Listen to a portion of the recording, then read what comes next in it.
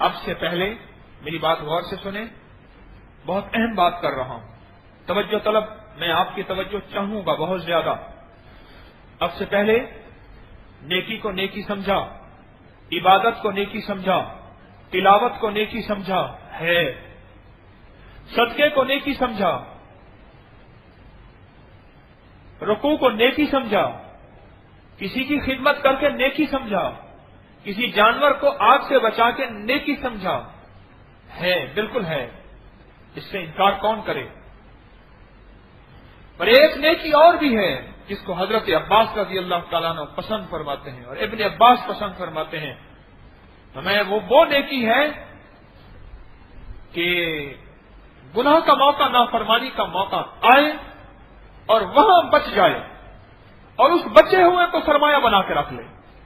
دیکھیں، غار کا واقعہ ہمیں کچھ سبق دے رہا، یہ واقعہ میں سمجھتا ہوں قیامت تک کے لیے انسانوں کو دیا گیا، اس لیے دیا گیا کہ ہمارے لیے اس میں ایک سبق ہے غار کے واقعہ، اور وہ یہ سبق ہے کہ ہم نے زندگی میں نشیب و فراز دیکھنے ہیں، اور جتنا بڑا شہر اتنی بڑی عریانی اور فحاشی، اور اتنا گناہ کا موقع اور اتنا بہترین کیش کرنے کا انداز۔